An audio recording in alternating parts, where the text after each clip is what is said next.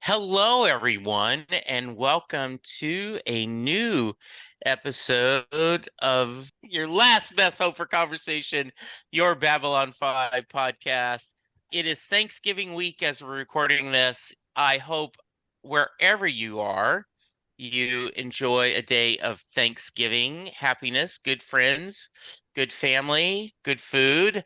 We just discussed that Lou hates American Thanksgiving and has no. Oh, no. Lou, welcome to the podcast. As always, I love seeing you here. How was your Thanksgiving a month ago? It was great, and it's a better place, Thanksgiving. To have it a month before Christmas would just be madness as far as I'm concerned. We're used to it. It is used to it. It gives you that just the holiday season, right? It starts. So, in September. We've been in the holiday season for a month already. There you go. Yeah, that's true. Welcome, Karen. Hello. So Linda, as you guys, if you're a regular listener, know, is my lovely bride, said she saw yesterday an inflatable, how they have those big inflatable, and it's a turkey holding Santa on the ground saying, "It's not your turn." Nice. Exactly. Which I thought was lovely because, as you guys all know, usually before Halloween, there is Christmas stuff up in the store. Mm-hmm. We are talking about whatever happened to Mr. Garibaldi. This banter beforehand, from my perspective, isn't because I don't enjoy talking about the episode. I think it's a pretty decent episode. It originally aired November 11th, 1996. We are almost we're in the same time period. That usually doesn't happen for us. Karen, what are some quick thoughts on this one? So disappointed. Oh, that's all I can say. Nice. Okay. Yeah. Move on. Let's talk to Lou now. Lou? It was a decent episode. I think the title is misleading, or it had set my expectations up for a focus on a certain character, which really didn't happen. So that was weird. But the other pieces of the episode were very interesting. So I enjoyed it. I was just a little puzzled with the title. As someone who's seen it before, I remember having that same feeling. I think the same thing there has been toward the end of Matt Smith's Doctor Who. I almost said Dr. Smith. I thought you did. Yep. Yeah, that would be awesome to see Jonathan as Dr. Smith of TARDIS. They would also give the Doctor's wife, which, by the way, is a great episode with Neil Gaiman, but they would have misleading titles that you're going to get the name of the Doctor, and you didn't get the name of the Doctor. Right. So I could understand that. So let's start out with Franklin narrating. I'm curious how that made you guys feel, since Franklin is not historically one of our favorite characters, though we love the actor himself. Rest in peace. Lou, thoughts on Franklin? And let's go through the Delenn storyline with that as well. He's concerned about her. She is fasting. He is, okay, you aren't 100% Minbari anymore. Therefore, your body can't do what a normal Minbari does. And she's, I don't care. My heart is broken. I just want to die and go join John wherever good little Minbaris go after they die. Lou, thoughts? It cemented my internal hierarchy of the characters for the show. I think that there's like the top three. You've got Sheridan, Susan, and Delenn. And then you've got like the B tier, which seems to be Franklin, Garibaldi, and Lanier, Marcus. There's a lot of characters in there, which doesn't match up with the billing on the show because Garibaldi's like up near the top. And that disappoints me. It disappointed me on that level. The actual scene itself was fine. I didn't mind it, but it just bummed me out that Garibaldi's at a lower tier in importance. At least it seems to me from the show's perspective that they're having like the B cast characters be the ones that are worried about Garibaldi, and the A cast characters don't seem to give two shits one way or the other about Garibaldi. Yeah. So I think that's a weird dynamic to inflict upon a show. I think characters can walk and chew gum at the same time, so they should be able to express feelings about other characters than other than the one for the main star of the show. But again, the scene was fine, and I like that Lanier again is not afraid to bend the rules or protocol when he thinks something dire is happening, and he reports to Franklin about Delenn's health. And her Minbari approach to grieving is in line with the culture that we've seen so far. It's a little interesting that Franklin is giving her advice about how to handle herself, considering what he's just went through. Do as I do, do as I say, not as I do scene. So that was interesting from that perspective. And I just thought that the actress that plays Delenn, Mira, did a great job with showing her grief. So nothing, how would you say this? Nothing visibly wrong with the stuff that we saw. It was the subtext of it that was disappointing to me. All right. Karen? Yeah, they're more worried about Delenn than their missing comrade. Yeah. So, and that's the crux of why this episode bothered me, is because I was really looking forward to seeing some forward movement on the Garibaldi storyline. And we did get a little tiny bit, but it wasn't nearly. It was 20 minutes before he shows up in the episode, and he got one little scene. Yeah. And that was the Franklin thing's good. I'm okay with that. I agree with Lou that the hierarchy seems wonky. I do that Lanier is doing his thing again, where I like it when people bend the rules to get something done.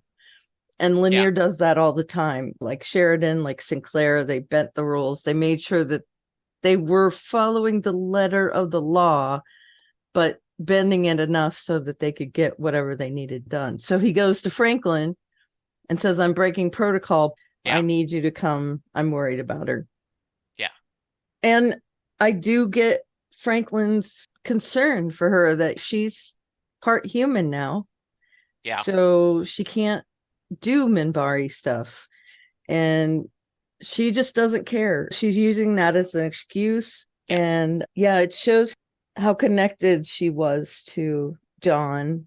And I like the scene where Franklin is going through Sheridan stuff, which it's pretty quick to go through Sheridan stuff. Yeah. 2 weeks, maybe. He's going through the stuff and he finds something that will help her get over this kind of crushing grief.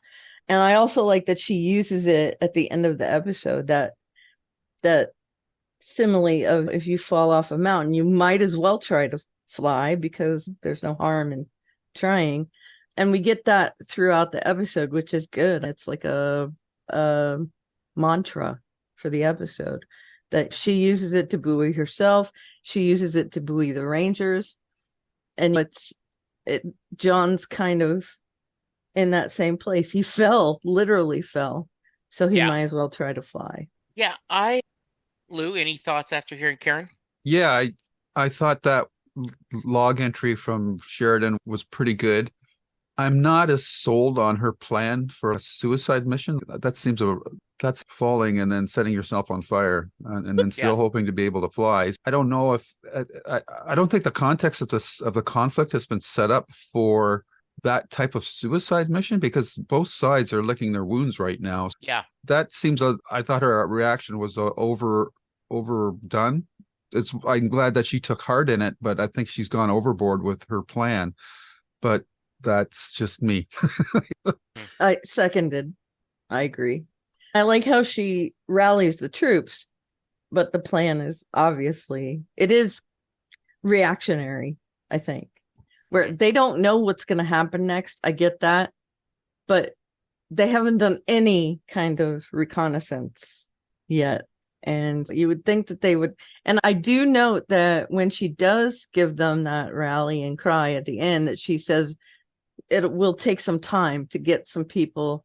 Whoever wants to join us can come here. So she is saying we're not going to do it right away, but gird your loins. But still, I do agree with Lou. It's a complete overreaction and very reactionary. Yeah, I agree. And I've been debating, and so I think this probably should have come in before we started talking about the episode, but as I've talked about before, several years ago, they offered JMS's team offered where you could buy the scripts, Babylon 5, the scripts of J. Michael Straczynski. I'm showing it up. And in volume 8, he talks about they were worried they were not going to get a season 4. They were pretty convinced they weren't going to get a renewal. And they ended up, the Warner Brothers, because PTN, which was the network at the time, was not lasting. So they ended up saying, yes, you will have one more season, and that is it. So he had always planned for this to be a 5-season arc. And so going into season 4, he was 100% convinced this would be the final season. So he needed to get all the stories that he was going to tell into this season. So two seasons worth of stories into one. Okay. So then when TNT came in, and we'll talk about that before we get into season 5, came in and said, hey, not only do we want to buy the previous 4 seasons, we want to fund 3 original movies and a 5th season. He had to, now what do I do? Yeah. And how far was he into the 3rd season when this happened? Or did this happen after the 3rd season? After the 3rd season. Okay, so he had wrapped everything up. Yeah. And okay, so that's going to be interesting to see. Yes. And I will talk more about this when we get into the 5th season. Like I said, I probably should have done this at the beginning of last season, just last week, but I hadn't pulled my script book to remind me that till this week. So I wonder if he was going to know that he was going to have longer, would he have kept Garibaldi off screen longer, right? Like maybe the 3rd or 4th episode, and then Sheridan would be like, hey, why the hell haven't y'all been looking for Garibaldi? If Sheridan lives, right? Right. Yeah. So, yeah, I think that, not as an excuse, but I think sometimes if you feel like it's rushed a little bit, I think that's a good point. You could pull that out and say, hey, is this one of the reasons? I think Delenn she is going from one extreme to another, right? She's okay. I'm gonna live here. I'm just gonna sit here and starve to death, and then I'll be able to join John in the next life. Hey, I can't give up now, so now I'm gonna go kill myself and others in this great last battle, and then I'll go find John in the other life. It's just, but one of my nitpicks was, okay, you're going through his stuff, Franklin. That makes sense why Susan would ask him to do that. But why are you going through all his files? Were you digging that maybe he had this porn addiction and so you needed to delete it so his family doesn't see it? But my mental answer was, they're looking if he had any notes about the battles with the shadows or anything, right? That was my thought, at least. Yeah. And it was a recent communication or entry too, so maybe it had something to do with what was going on. But I do love Marion Ferrin, her face when she's hearing him say, I love you. Yeah. The joy of that, I thought was really well done. The part that got me is when she puts her hand, so she's like holding the side of his face. Yeah. That was so sweet. Yeah, it was really sweet. I love that. So it says on IMDb also, since we just mentioned her, that this is the first episode that Claudia Christian isn't in. Yeah. Yeah, I saw that she's credit only. One of the reasons why JMS said that he loves Jakar does such a great job of the narration, Andreas. He said he wanted to give other people a chance, that because this being the last season, he wanted to give everyone a chance to shine. Right. So he wanted Franklin to be able to do the narration, to talk about that. So that's great. All right, let's kick to Jakar and Marcus, the odd couple you did not know you wanted till you got it. I really a lot of this storyline. There's some I don't. Like, I think it's too, it doesn't make any sense why Jakar would send him back to Babylon 5. I don't care what he says about resources. It makes no sense that Jakar is fully dressed. I have to take a nap. What have you been doing? However, once again, we had to get Jakar in Centauri, and this is how that happened. But Karen, let's talk about that. Marcus showing up, the bar fight, him searching for Mr. Garibaldi, and let's go till, we won't talk about it yet. We'll wait till we talk about Londo, him actually being there in the royal court. Getting captured, sure. Yes. This was, I think, the bright spot of the episode for me. Whereas that night in King Arthur's court kind of episode that we had last season, yeah, it was not the best episode ever, as we concluded back then. Yeah. The bright spot there was that kind of bond between Marcus and Jakar.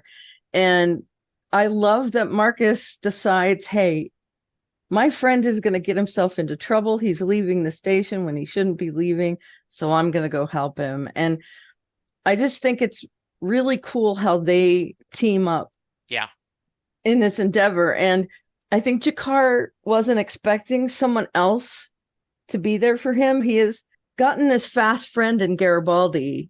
Finally, they've bonded and he's gotten this kind of philosophical brother kind of relationship with Garibaldi.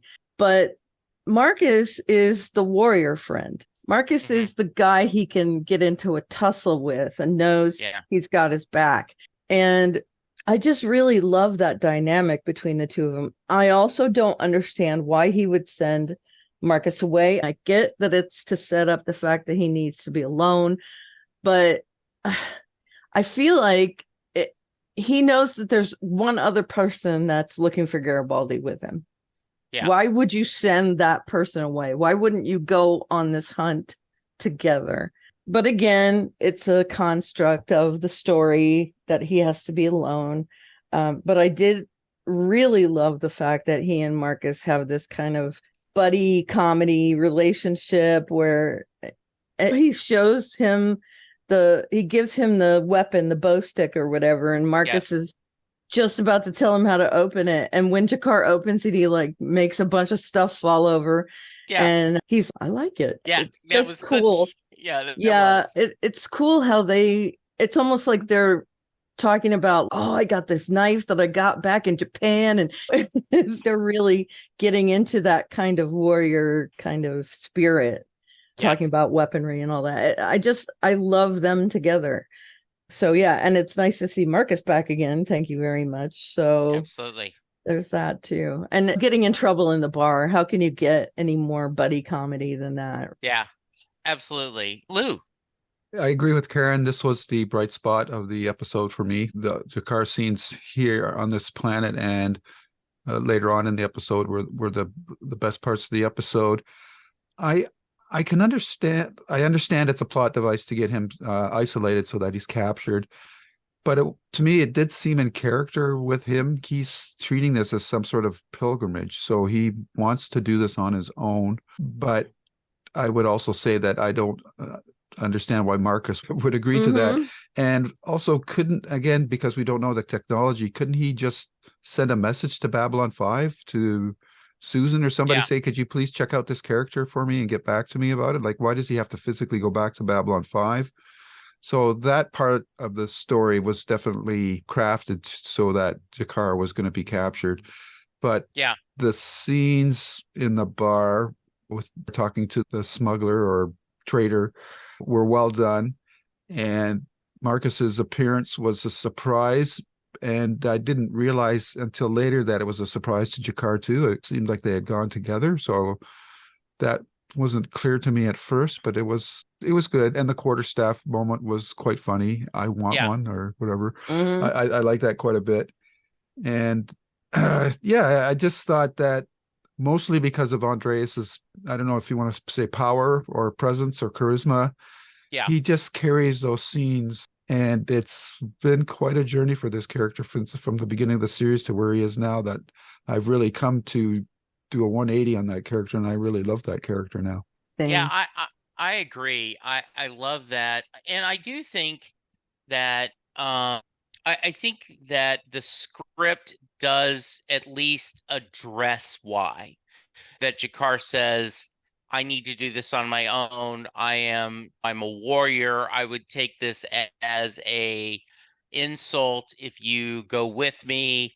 And Marcus pushes back. So I'm faulting Jakar's logic more than I am the script. Address that. Yeah, and I did notice when it comes to TV, whatever they show on the screen has a purpose. They had to insert whatever in order for us to see it. So the ship, when Marcus leaves, you see a shot of his ship flying away. Yeah. So it's not incidental. They're letting you know, hey, Jakar is in danger by doing that. Yeah. You could see him. And I also like the scene where he's dripping water onto Isaac's head. And he's, I see thunder. I see lightning. I see rain. I see your face being shoved into the wall. It was just very Marcus, I thought. So very cool. And I really loved the scene where, why are you doing this? Because I've never had a friend who wasn't a Narn before. Mm-hmm. And Marcus saying, I've never had a friend who was a Narn, and not many left alive. So Marcus has gone through a lot of tragedy in his life. Some they've shared, some they haven't. They've implied a lot about his brother being in the Rangers. So yeah, I thought that was a really sweet moment. As we know, Jakar has just gone through a lot of mourning as well. And I really do feel like that their experiences line up at this point in their life. Marcus has seen a lot of shit, and so has Jakar. Yeah. They make so much sense to me. They do. And I do love Jakar brushing his teeth with his finger. I gotta say, the noises with that when you're wearing headphones, not pretty. I bet. But yeah, I thought it was pretty funny that he's brushing his teeth. And also he takes the water like he's gonna spit it out. He looks around like he's gonna spit it out, and he swallows it, and the look on his face like, oh, gross. Yeah, I thought that was pretty cool. All right, so let's go to Londo is at Centauri Prime. He gets woken up in the middle of the night.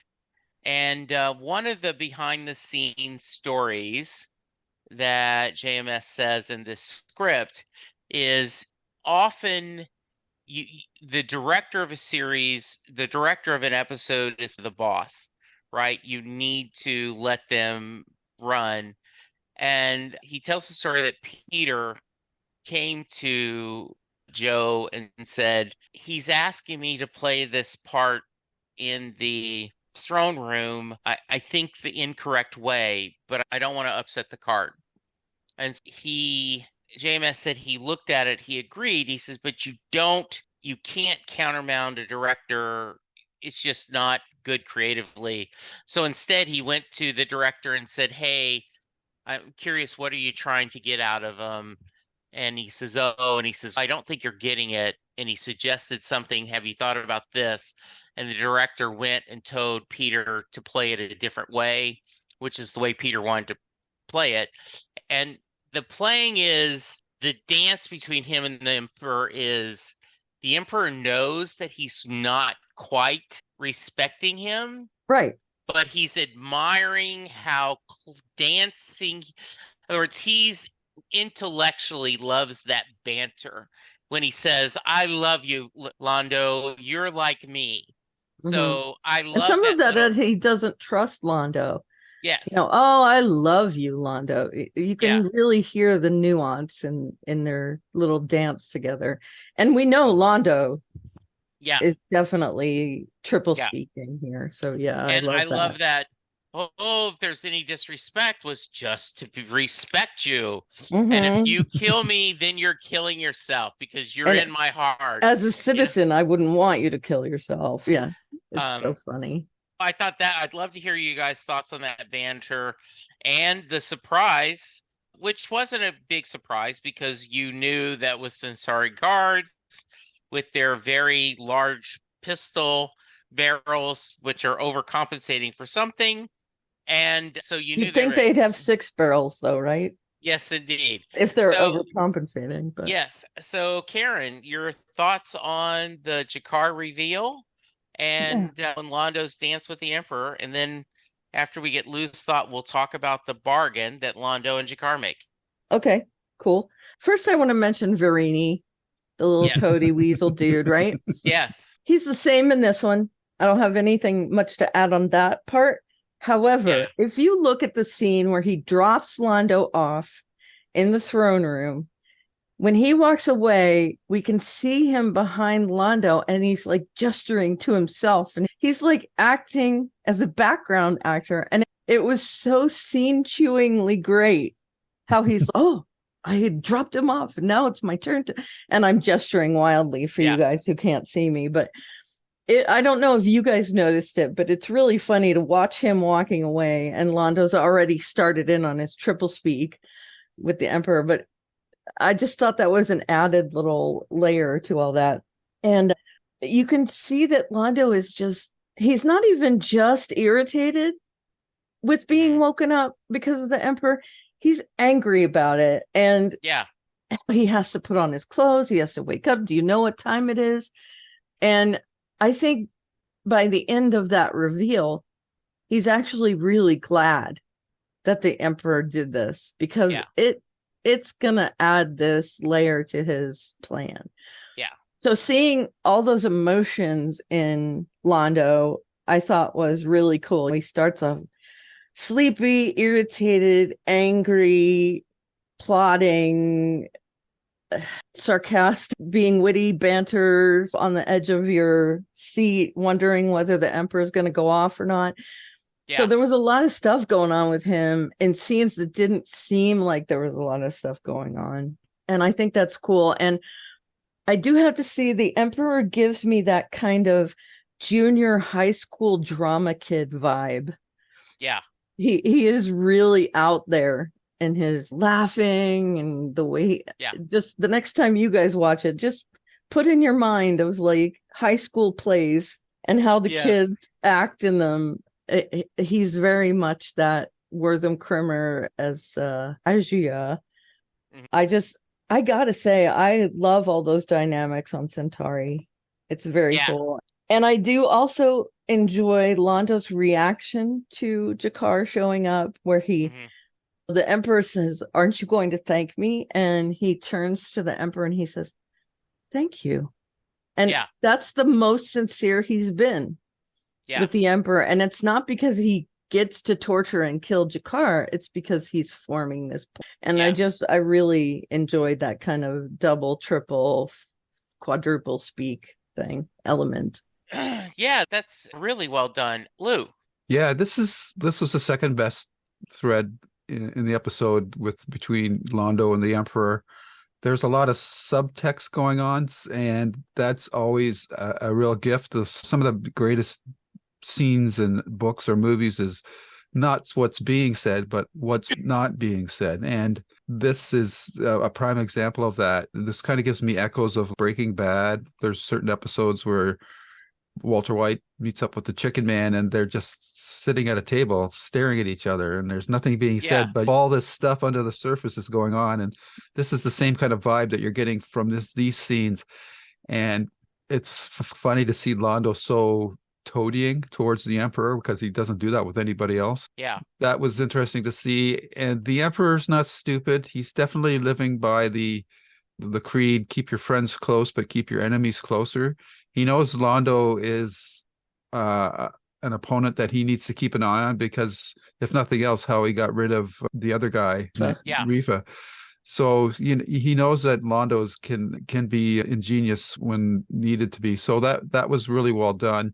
And when the Emperor said he had a gift for him, I was surprised to see it was Jakar even though I know he had been captured, I was half expecting it to be Garibaldi, and that would have been interesting too. Yeah. But the way it played out was fine. I love the imagery of Jakar being in that, what do you call that, portables? It was on a cross, nailed to the cross. Yeah, Yeah. but it was like a head, the stocks. Yeah, It was like a portable stock, but it also Yeah. brought up the imagery of the cross. Yeah. I thought that was really well done. And I love that Jakar's first question is, do you know where Mr. Garibaldi is? I thought that was just totally in character with him. He's still worried more about his friend than his own plight. Yeah. And that was really well done. So all And of that I played also out. think, oh, I'm sorry. No, And I go also ahead. think that's a little bit of I'm spitting in his face Mhm. without, Right. hopefully it won't get me shot. But yes, I loved that scene so much. Yeah. You're like, Yeah, do the you have Emperor- anything to say? Yeah, the Emperor Emperor's like, expected him to beg, right? yeah, Yeah, exactly. And then are we talking about the jail cell, or is that later? we're Is gonna that come next? to there in a minute. Okay. Yeah, yeah. Anything else about that stuff? No, I think Karen covered off all the other stuff, so I Okay, don't really have good. anything to add to that. Great scene between Yeah, those two characters. I love this scene, and once again, Peter playing Londo, this shock in his face. And I did not, I've seen this multiple times, but I had not put the one and one together, Karen, till you just mentioned it. The idea of him, yes, I am grateful. Not just the reason he's sincere is he's in the back of his mind going, oh, He's wait already a minute. plotting, right? He's already plotting. I had not ever thought of that before. And Sure, that he is means brilliant. thank you. Yeah, Yeah, that is brilliant. I had not thought of that. I think All right. that's the first sincere thing he has said to Cartagia, and Cartagia thinks it's because, oh, I've gotten you this gift, but really it's thanks for giving me this tool that I can use. It's so good. So my second, first off, my favorite, I think, part of dialogue on this scene, on this area, probably would be Jakar and Marcus. I just thought that was so lovely. Right behind it, and maybe tied, is Londo's kind of monologue, because Jakar's not talking. So you can't call it a dialogue. But I thought that was absolutely just wonderful. This idea of what all they're going to do to him. And then even then, no, he can't even. I wish I could say I would have wanted this when we were enemies. No. And it shows how far, maybe Londo knows how far he's been drifted off center. Maybe he looks at the Emperor and says, for lack of grace, there go I. Or I don't know all that he's playing, but it's incredible depths. And when he says there's a madman on the throne and you can help me. And then I just love when Jakar says, you haven't asked my price. And he you don't have it bargaining. Right. And he says, neither do you. That was such a great line when he responds with the neither do you. Yeah. It's one of those where you know what he's going to say ahead of time. Yeah. But it's still brilliant. Neither do you. And Londo can't argue with that. Yeah, you're right. I don't have any bargaining power. All the scenes from the first 3 years of their banter, their argument, Londo belittling him, being in the elevator where Jakar is ready just to die so that he can see Londo die. All this gets to this moment, and they make a fragile peace, a bargain. Karen, you had already started talking about, so please continue. Yeah, they've made the pact. Of course, they both have different motivations for it. I like that Jakar doesn't care if he dies, but if you can free the people on my planet, I'm in for whatever you want. I don't care about getting tortured. I don't care about dying doing this, but if I help you with this, free my people. And it really does show how selfless Jakar has been through this whole thing. And I think there's deeper meaning behind you haven't asked my price, because to Londo, his price is that he's saving him from all this torture and death. That's what he thinks is the bargain between the two of them. I save you from all this and you help me. But Jakar doesn't give a crap about saving his own hide. No. He wants to make this bargain on behalf of all the people that are being held down by Centauri. Yeah. And I just thought I love the layers in all of this, the Londo Jakar thing. And that Jakar thinks up until that end of the monologue there, Jakar thinks that's him gloating about, oh, here's what they're going to do to you. And then Londo turns it around and says, no, I don't want that for you. That no matter how much we've not gotten along in the past, I wouldn't wish that on you. But again, it's that layer of conversation where you realize someone's saying something one way, but they're really saying something else. And I like how he actually illustrates his points. They're going to strap you to a bench, not any bigger than this that I'm sitting on. And when you see how big it is, that means his legs are going to be hanging off the end. His head's going to be hanging off the other end. And it really does put your mind to how they're going to torture him. And it was vivid and visceral, and also showed his humanity in that moment. So, very cool. Luke? Now that you've explained why certain elements of the series seem to be progressing so quickly because of the knowledge that they might not get a fourth season, I'm looking at that's a scene and saying to myself, this is the start of the end of Casablanca, because Louis, I think we have a beautiful relationship going here. I think that potentially, and I'm just speculating here, and I might as well, because you guys have pretty well dissected the whole thing, and there's not much stuff for me to say. Sorry. No, that's fine. That Londo is going to be the emperor before the end of this season. And oddly enough, I think that Jakar is going to be his right-hand man. And that serves the purposes of keeping your enemies close again. I also think that based on the very graphic description of the torture that they're going to be doing to Londo or to Jakar, this is where he's going to lose his eye. So at some portion of this season. This whole storyline seems like it's accelerating pretty quickly, and I think it's going to be resolved obviously before the end of this season. And I'm just really wondering now if Jakar and Londo will ever get back on Babylon 5, or are they going to be on Centauri for the rest of the series? So that will be interesting to see. There must be a reason why they would go back to Babylon 5, but if this storyline carries out the way it is, Londo won't be in a position to return to Babylon 5 because he'll be too busy being the emperor. So I'm just really interested to see how this all plays out. The thing that struck me the most about the scene was Londo's grudging respect for Jakar, in that he didn't want to see him defeated or die in such a cruel manner. He respects him enough that he'd like to see him die in the field on battle or whatever, or a more, what would be the word here, a purposeful death instead of a meaningless death. So that was the biggest thing I took away from that scene. And again, the subtext is between those two characters is not on the same level as Londo and the Emperor, but it has a little more depth because of all the things that you outlined over the course of the series between those two characters.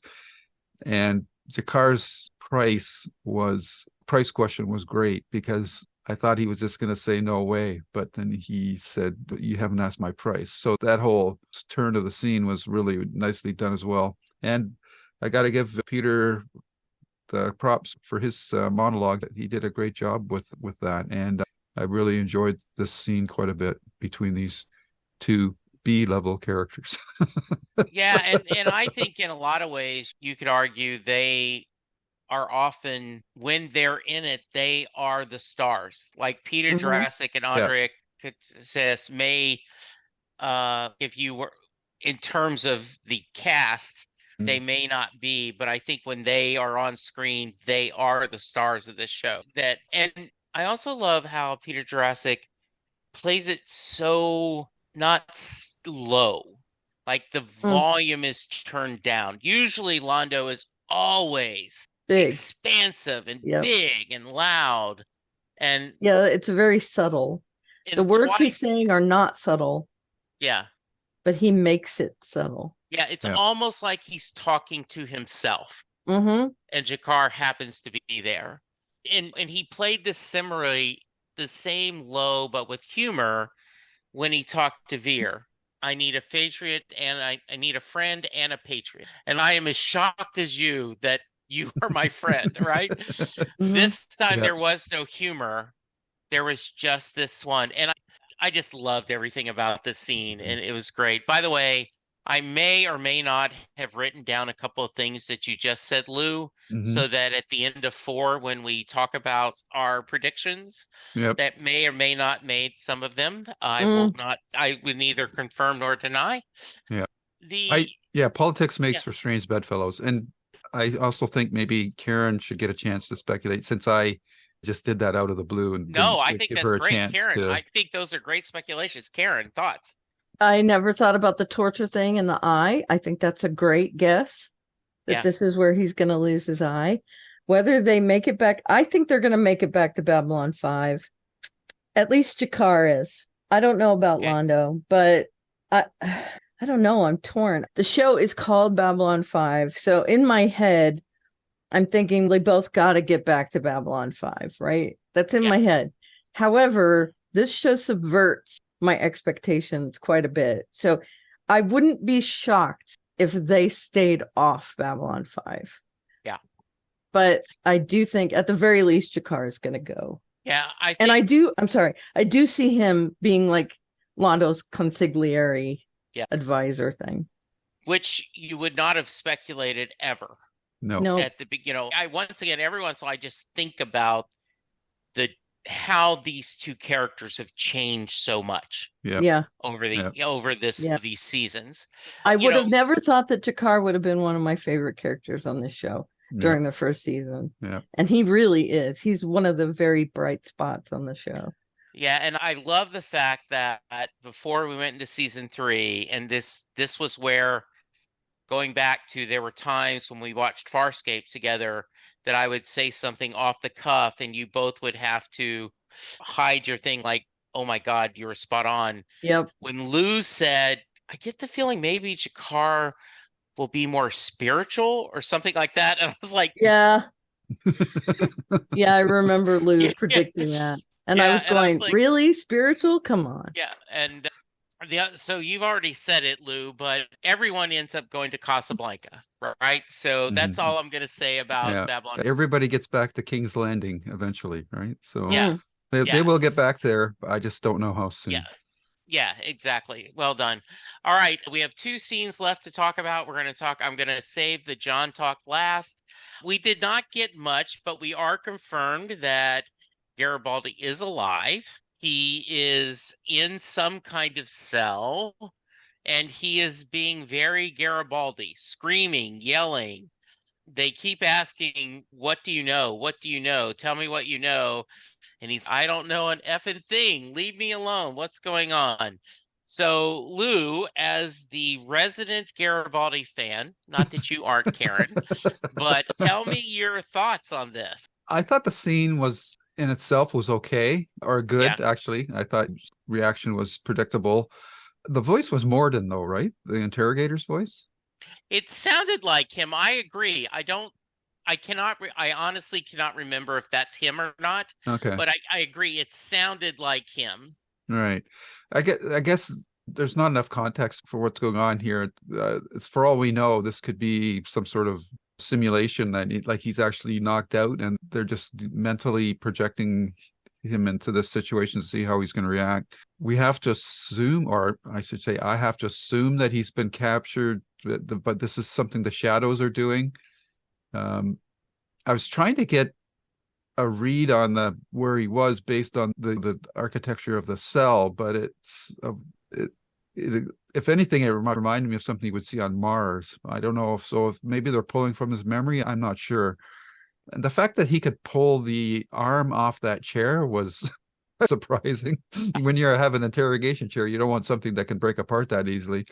But I did like that he was smashing all the lights. That was cool to see. But again, at this point, there's just not enough context here. So maybe I'm reading way too much into the scene for what it is. But I could swear that voice was Morden's voice, which in of itself is very interesting. So I'm curious to see where this is going with Garibaldi. And I don't know if there's any parallels between what he's going through and what John's going through or not at this point. Okay. What did you think about the reveal of the person coming in a mask, and that looks like a familiar uniform? Cycop. Yes. At least that's what I thought. There was a bunch of fog, but it sure looked like a Cycop outfit. Yeah. Lou, any thoughts? I have to admit that I must have blanked out on that moment because it's not registering with me. But I do remember somebody stepping into the room, but I didn't really pay much attention to it. It's very quick. Yeah. Oh, I stopped it. Just so you know, it's not that I picked it up. But I stopped it there and I was like, okay, that's interesting. Looks like Besters. Well, the Cyclops are working with the shadows, aren't they? Mm-hmm. Yeah. Yes. Okay. Mm-hmm. That shoots down my whole mental projection side of things. Yeah. Well, who knows? Yeah. How about Karen, your thoughts?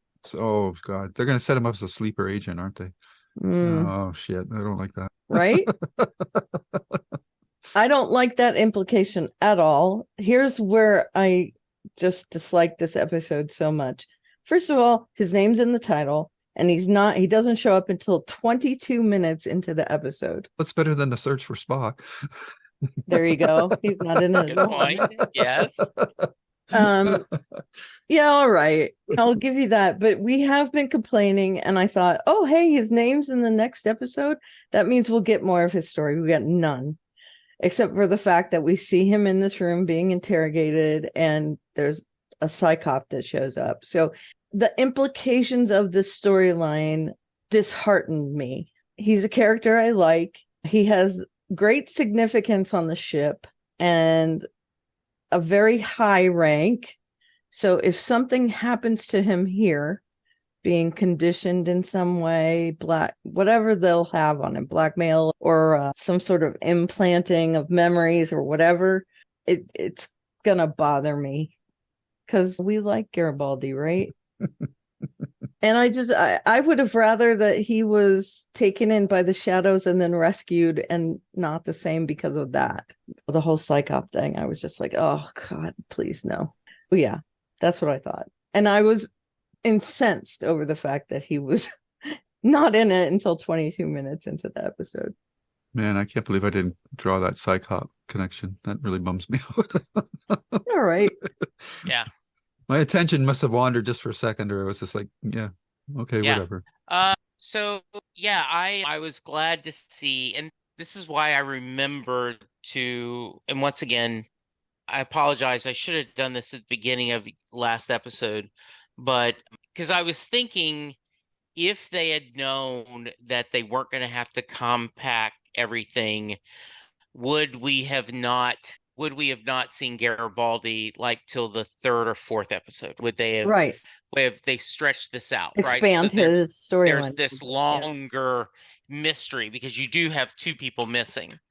And I thought it was very interesting, and we don't know who that is, but it is, you wonder, and I'm glad you brought up Morning, Karen. I thought that was Lou. Yeah, Lou. Yeah, Morden's voice. Yes, thank you. When I was watching this for the second time for this rewatch last night, I went, that voice sounds, I wonder, did they just have him do it? Or is it supposed to be? I couldn't remember. All right. Both of you speculated that what was happening to John might be in his head last time. And I think, to me, they confirmed that this episode, that he is between tick and talk. He is stuck in a moment of time where he is neither dead or alive. Yeah. So John so Lorien and him have, I think, a pretty interesting discussion. It sounds like you guys may disagree. There's a lot of philosophy. John has no interest in it. Don't tell me how to build a clock. Just tell me what effing time it is. And he has no interest. We find that he is the first one. First AKA one. God. In the Lurker's Guide, he specifically said no. When someone asked that question, he said, no, not as such, just the first one of races.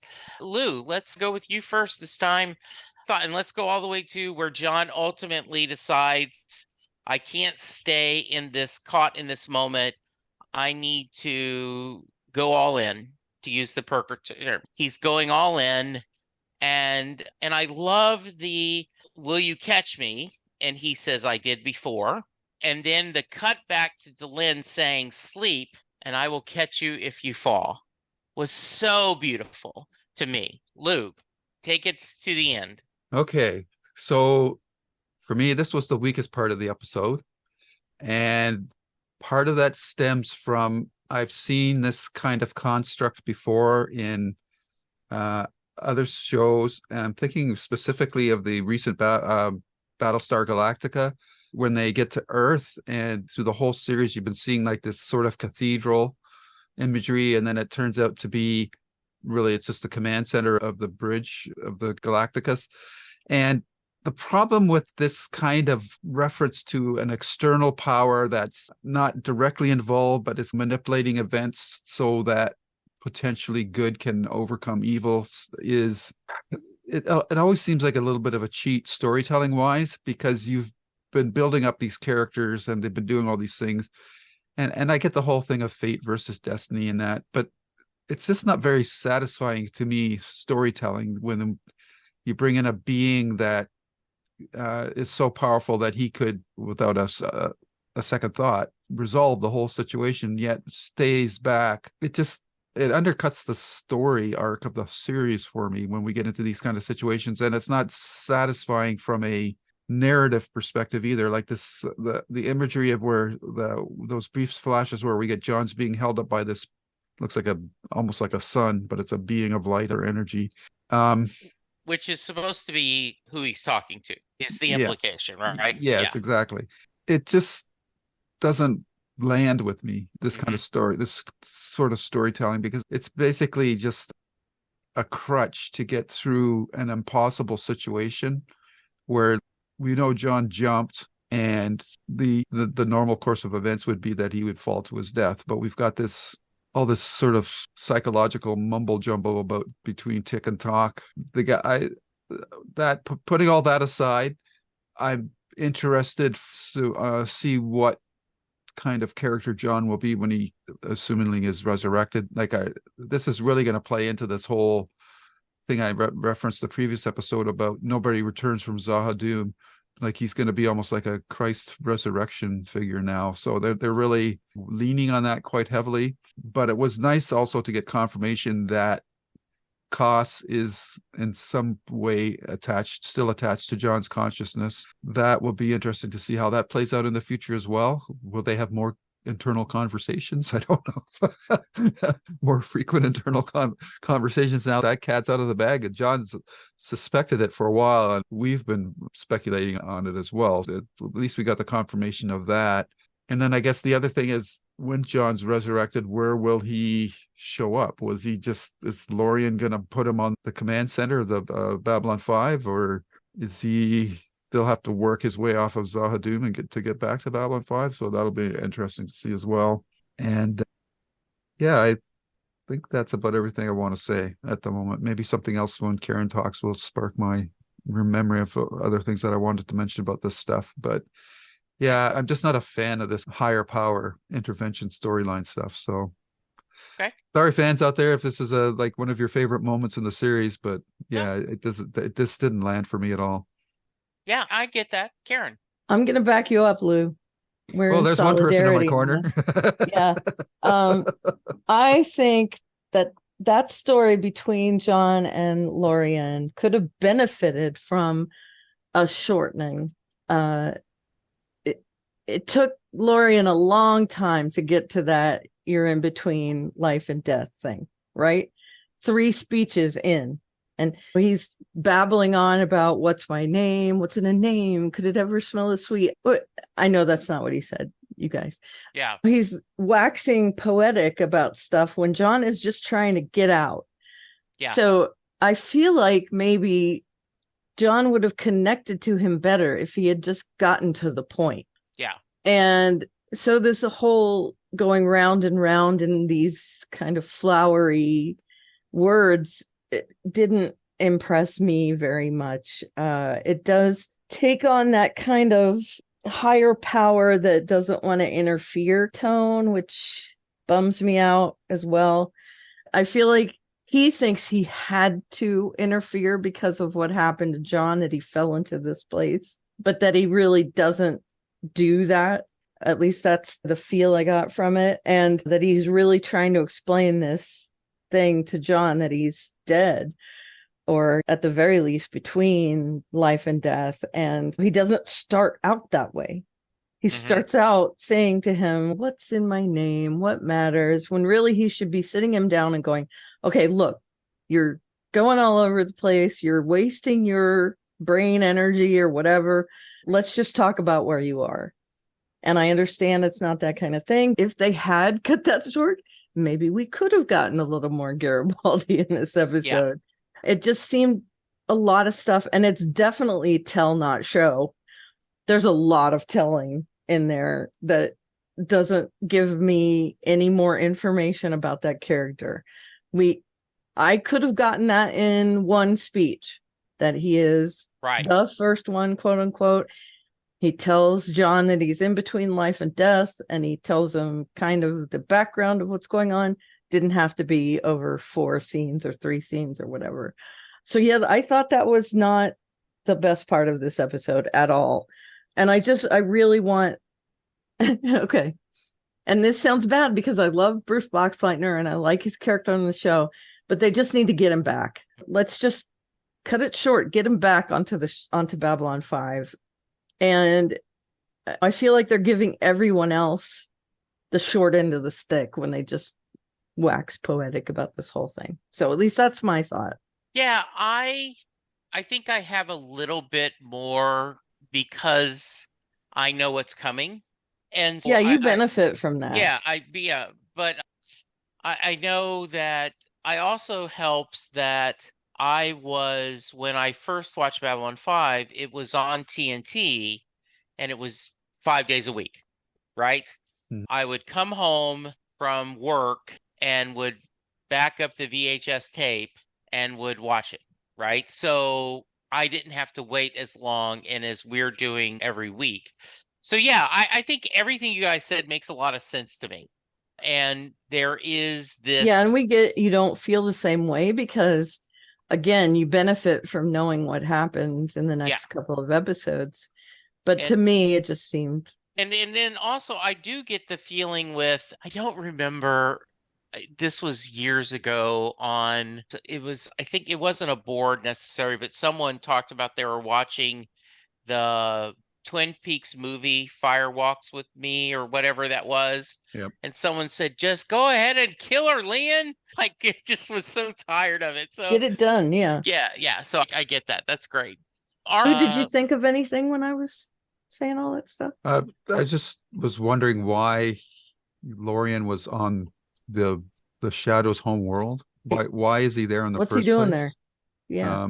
So you're asking the question wrong. I'm asking. He answers that they come there because he's there is why they've made it their home that's world. Right. Oh, okay. That's right. You're right. Sorry about that. And he's been there for a long time. No. Yeah, that's a good question to ask for clarification. So why are the shadows drawn to him? Yeah. Right. Are they hoping to overpower him or something? I don't know.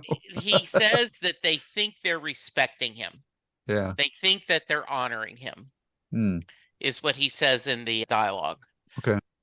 And that's right. I remember that now. Yeah. Yeah. I get out because I was getting tired of the whole No. I get talk. Yeah, absolutely. Yeah. And you go, and you wonder how much. And when again, I am fascinated by watching this because I now know that he's also the Sebastian, the Jack the Ripper character. Right. So I love watching this character and hearing his voice and seeing him as if he was Jack the Ripper or Sebastian saying these lines. Right. So I have no hate for the character in particular. No. Yeah. But I think that's a fair, okay, let's get it on. Yeah. All right. Anything else we need to cover in this episode? I think we've done a pretty good job of hitting all the different thoughts. But anything you guys? No, I think that's pretty well it. Okay, good. All right. Ratings. Karen, what do you got? I'll give it 7 campfires. Very nice. Lou? I really love the scenes that were good in this episode, so I'm going to give it an 8. I'm going to give it 8, and this is totally random, but it was just something that once I started noticing it, I couldn't stop noticing it, especially in the interrogation scene between Londo and Jakar. But it was a visible appliance seam line on Londo's forehead. Yes. Okay. So the lighting or whatever they were doing there, it just really made it quite apparent that he was wearing a prosthetic. So yeah, that's what I'm going to go with. So I am going to give 8 out of 10 Mambari fighting pikes, or pike envy. Pike envy. You have pike envy. Did you call it a pike? I thought it was a quarterstaff. I think it's a Mambari fighting pike. Okay, because a pike to me is like a long stick with a hook on the end of it. Yeah. Or a spear kind of thing. Yeah. By the way, the other thing I read from the script books that I thought of you, Lou, Stravinsky decided, okay, I'm about to spend a lot of time in the home world. If I've established that the higher you are in the rankings, the higher your crest hair has to be. Yeah. This is just going to get ridiculous. So that's why he wrote the Emperor having short hair, so he wouldn't have to worry with the long hair anymore. Yeah, because he'd be like a peacock. Yes, and he said that, and also it made him this feeling decadent, right? That was one of the things that he did. We had talked about last week that, hopefully I will remember, but on Lurker's Guide to the Galaxy, the P5 rating, viewers have given this an 8.98. They like it significantly more than you two. Actually, me, because I gave it an 8. Very interesting. I think the 2 little guest stars, we didn't talk about it, but I both thought they were just enough sniveling to fit. So yeah, we've got some feedback, don't we, Karen? We do. We have 3 emails. Let me start with Nathan, who got his feedback in just under the wire, just before we started talking today. Thanks, Nathan. He says, hey guys, Lorien's storyline is weak. I've seen Babylon 5 the first time as a teenager, and I thought him philosophizing is one of those things you get as an adult with a different experience. I grew up, had to study some philosophy at the university, went to therapy, and got lots of personal revelations that were philosophical, realized that the subject of philosophy is just how people think, discussed this episode with a sibling who's into more dramatic cinema, and it's still stupid. The problem with philosophy episodes is that they need to connect to a personal struggle, make philosophical struggle seem worth it, and seem to be an actual struggle, and to be connected to a bigger story, possibly to give a new perspective on things. It mostly fails on those fronts, just like most of these types of episodes do. Now, Nathan, I gotta say, you really remind me of The Good Place, where they keep repeating over and over that philosophy professors are the worst. Yeah. So I think that's pretty good. If the conversation about letting go took most of the episode instead of the last 2 minutes, and Lorien has asked Sheridan to choose what to live for, and he went through the choices and decided on the most important one, it would have been interesting, because he could choose between saving the galaxy or connection to his friends on the station, or Earth, or his parents and sister, or Delenn. And realizing that Delenn is more important than everything else to him would have been interesting, because to date, he didn't choose her. In fact, he went to Zahadum for the galactic peace, or a win of some kind, and for the station, and his relationship with Delenn was sacrificed. And it would also make that undercooked decision worth more, because it would show his personal blind stop and why he made it. And we're on the same wavelength, Nathan. That's all I can say. Yep. But we get Londo and Jakar interacting, and what a devastating moment for them both. For Jakar, because he was just captured and there's no hope for him. For Londo, because he realized that he's captured by consequences of his choices. And both of them have a moment of worthless personal triumph over the other. Londo points out that Jakar will die and needs him. Jakar points out that Londo is out of choices dead inside and needs him. What a moment. Onwards and with regards, me. That's Nathan. Thank you. Me. Very great. Appreciate Awesome. Thank you. Thank you for the Affirmation. effort. Yes, that absolutely. Yeah, Yes. big time. Yeah. Here's an email from David. Hi, David. So we have reached the most misnamed episode of the series, IMO. Yeah, no duh. We open with Sheridan dreaming of an unknown entity asking him both the Vorlons and Shadows questions. He awakens to see the quote-unquote freaky alien watching him. We find out that his name is Lorien. Sorry. I'm so sorry, guys.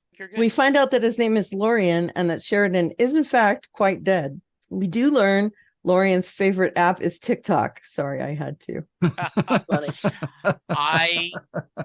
That's funny. Pulling back the scenes, I read the emails as they come in, and I wanted to steal David's joke so bad. I just was like, no, I've got to give that to David. I love this joke so much. Yeah, that's great. I love that. That never occurred to me, but very funny. TikTok. I didn't either, and I just was like, oh, I gotta steal that. No, I can't. I gotta let him have his moment. Question: is Sheridan actually dead? Is he in a kind of purgatory and Lorien is judging him? Yeah, who knows? At least you do. We then see G'Kar on an unknown world trying to figure out the episode title. He arrives at the Star Wars cantina. Mine is music. I know, it's so funny. To talk with the sleazeball selling parts off Garibaldi Star Fury. The discussion rapidly goes sideways, and who shows up at a critical moment but Marcus? Yay! They fight their way out of the cantina, but the owner got a good look at G'Kar. Meanwhile, we see Franklin and Delenn talk about grief and questioning her actions that lead to Sheridan going to Zahadum. Franklin has no answers, but to be honest, who does in that situation? Marcus finds the sleazeball and gets the information G'Kar was needing. They discuss it briefly before G'Kar insists Marcus returns to B5 to chase down that lead. Bad idea. The Centauri are closing in. Shortly after Marcus leaves, the Centauri surround G'Kar's hideaway, and after a brief firefight, take him down. Oh, I meant to mention this. I'm sorry. He's reminding me. I love the slow-mo element to that fight scene. Yes. Like the Matrix-y kind of thing there. So anyway, sorry. Sheridan's video has inspired Delenn to take action against the Shadows. She misquotes him, but tells all the Rangers they will be making an attack on Zahadum in a week. Hopefully, a few of the non-aligned worlds will join in, but she tells them it's essentially a suicide mission, not exactly a winning strategy, IMO again. He talks a little bit about Centauri Prime, where Orlando and G'Kar are having their conversation. And then he says, speaking of Garibaldi, we at least have some idea what has happened to him. He's being held in a small chamber with nothing but a chair and a voice from the speaker telling him to calm down. They just want to know what he remembers after the Shadows grabbed him. He's so agitated, he rips the arm off the chair and starts beating the ever-loving crap out of anything he can. They introduce a sleeping gas into the chamber. After he passes out, a shadowy figure enters. It looks like we can see a Psycorp badge on his chest. Who is holding Garibaldi? Is it the Shadows? Is it the Psycorp? Or is it some combination of the two? And was that Bester who entered the chamber? Why are they interrogating him? What is their plan? That's lots of questions there, David. And we see Londo entering G'Kar's cell, and after an uncomfortable discussion about Cartasia's plan for him, makes a deal with G'Kar to help him assassinate Cartasia in exchange for the Centauri leaving Narn. How does he think G'Kar can help? If he manages to pull it off, will he keep his side of the bargain? Oh, come on. He better keep his side of the bargain. Finally, we return to Sheridan and Lorien. Sheridan is losing hope of returning to Babylon 5.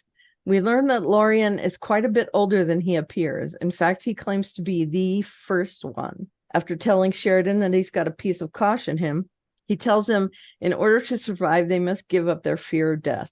As the lights slowly fade, we get a few flashbacks, and as things fade to black, we hear John exclaim his reason for living. Delay. Question. One of the hotly debated questions in B5 fandom is, was Justin in Zahadum or Lorien the man in the middle in Kosh's dream?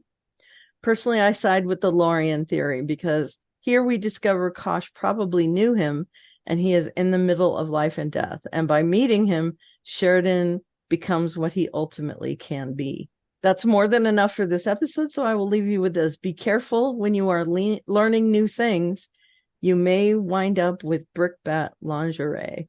We have a new theme now. People giving Giving very us hints. Cryptic. Yes, I think I so. like that. I do. I love that. So I saved this to ask you guys this question. And thank you very much for giving that to us, David. What would you say? Is it Justin, the man in the middle, or is it Lorien? Either one. I think maybe in a different way, it's John that's the man in the middle, right? Because he's in between tick and talk. Okay. And I think Lorien might be on the other side of that. And I think Justin was just a construct. Okay. At least that's my opinion. Okay. Lou, thoughts? Lou theories? is thinking. I can hear his brain. The creaky old thing. I think it's Kosh. It's the man in the middle. Because without Kosh, I don't think that Lorien would have saved John from the final moment of his death. So I'm probably totally out of left field here, but that's where I agree. Yeah, I think so. Yeah. I think they never.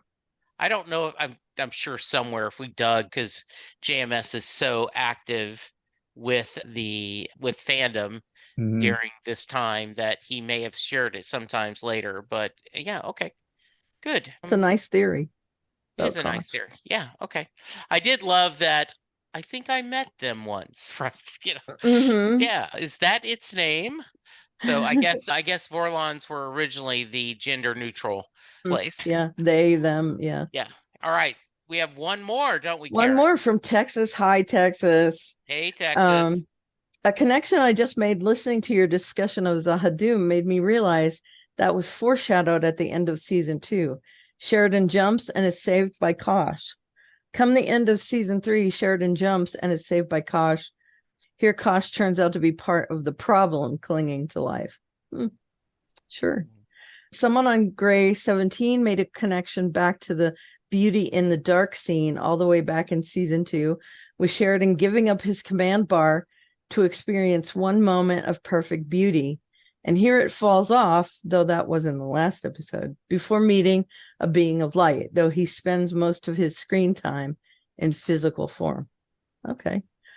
So once again, we find ourselves in Middle Earth in space. Gandalf, or rather Sheridan, has fallen into darkness, but is restored to life by Eru, or rather Lorien, the father of all. Alrighty. Despite his power, Lorien cannot resolve personal issues. He can apparently restore life, but not create it. But Sheridan's and Kosh's issues are one they must resolve themselves. I find it amusingly ironic that Wayne Alexander, after beating Delenn and Sheridan with the question, "Who are you?" as Sebastian, now as Lorien, says there's never a good answer to it. But he has questions of his own. Why are you here? And do you have anything worth living for?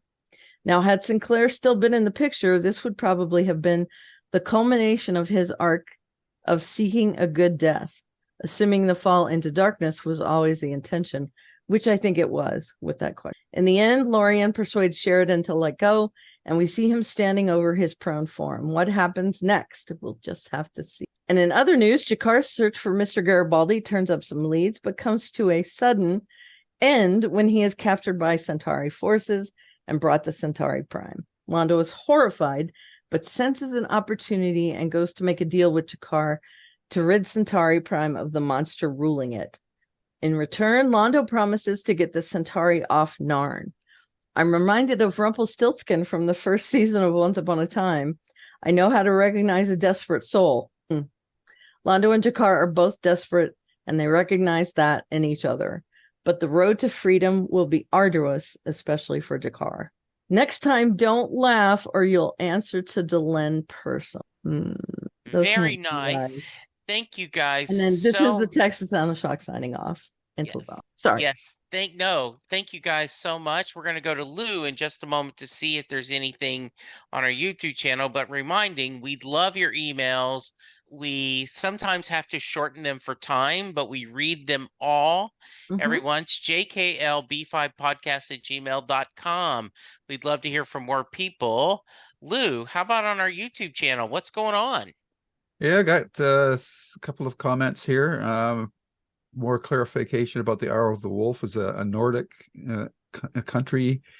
It's believed to be the time of day between 3 a.m. and 5 a.m. when most deaths and births occur. We shall see if this is significant. Dun, dun, dun. And then Texas in the comments as well. He wonders why Linear said it for 2 minutes. The question is, why didn't he set it for 1 minute? He did that because he was expecting a fight. In combat, 2 minutes is an eternity. And I said maybe 2 Minbari minutes is 1 Earth minute. But Nathan says that we've seen the giant shadow eyes creature that can control minds. When Susan was in the Great Machine, was searching for the first ones. The shadow creature appeared and Dral guided her to run away. That is why she said in this scene that she knows it. Oh, okay. That's good to know. It's hard to remember all this stuff. Yeah. Especially when you get into depth conversations, really focusing on other things. Lemon Key 4468 says, Verini clueless? I don't think so. Don't you remember him advising Veer to resist Londo's guidance when writing intelligence reports? And I think we made it clear that we didn't think he was clueless. We just thought his facade that he's using is an annoying one. That's that. And then if he says, if you give the series finale anything than less than 100 out of 10, just delete your channel and never go out in public again. Wow. Challenge accepted. What if we give 80? Oh, yeah. 80 out of 10. Yeah, so that's quite the high bar. So the pressure is on us. Yeah. And that is it. Super. Very nice. Any final thoughts before we give contact information? Next week, we talk the summoning. I have no expectations anymore. Very nice. Yeah, they are keeping us jumping. All right. Your words rang true from last episode that when we said we're not going to have long conversations about every episode, are we? Yeah.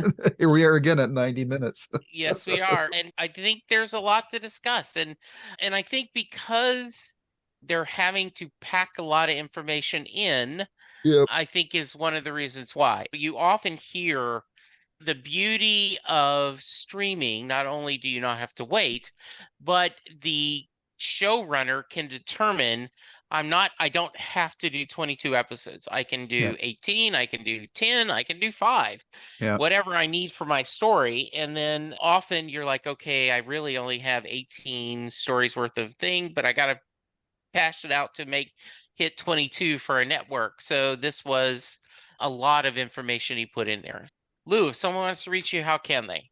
Of course, you can find us on YouTube at Lou's Reviews, where these podcasts are hosts, along with my other podcasts, the Writers Podcast, Stephen King Podcast, and of course our JKL Media Podcast, where we just finished 12 Monkeys, and we're taking a bit of a breather. I don't know, we might not get going until next year, the way things are going, but that's fine. If these B5 episodes are going to be this long, that might be something that's going to carry forward for a while, but we'll have to see. And on Twitter, you can find me at Lou W. Sitzma. Okay. Karen? I'm at Elveria on whatever social media you have. I'm probably registered on it. I may not be there, but you can find me there. I'm mostly on the Twitter machine and my blog, which is alliestuff.com. And I am at Jesse Jackson DFW on mostly Twitter. I have joined the others, but I don't spend a lot of time there yet. Please hang out with us, talk to us, be back next week. We're going to continue having fun. Thank you, Lou. Thank you, Karen. Thank you, listeners. So let's be kind, be safe, and we'll talk to you soon. Goodbye. Bye-bye. Bye. Good job, everyone.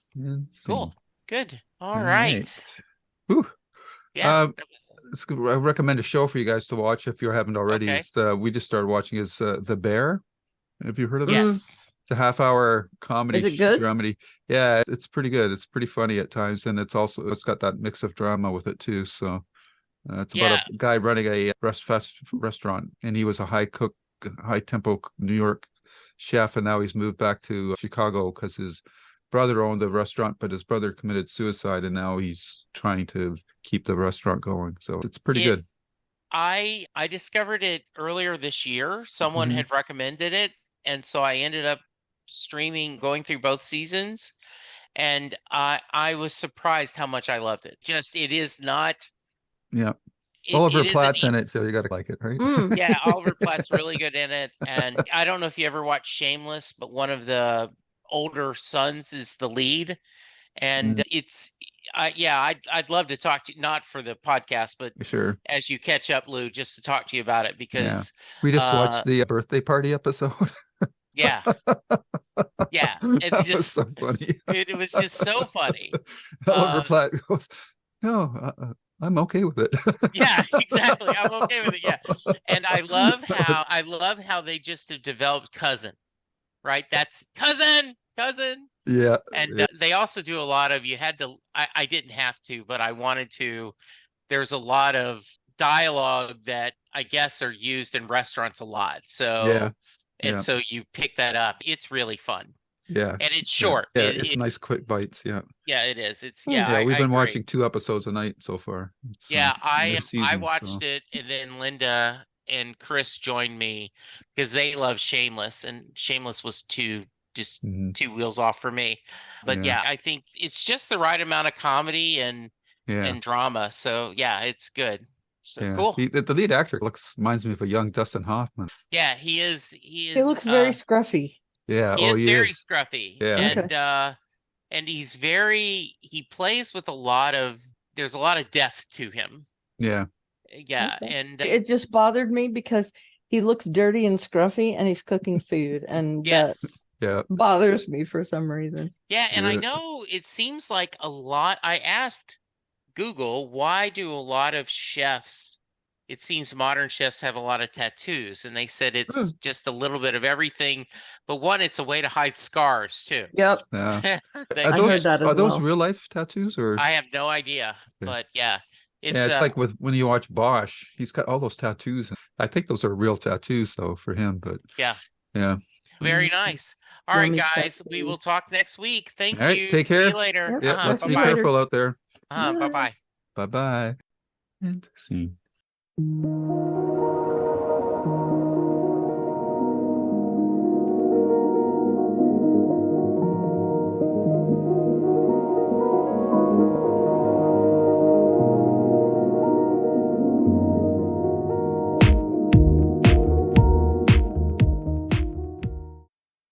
Hello, everyone, and welcome to a new episode of Last Best. Shit. I was just thinking, don't say Perfectly Good Podcast because we're not talking John Hyatt.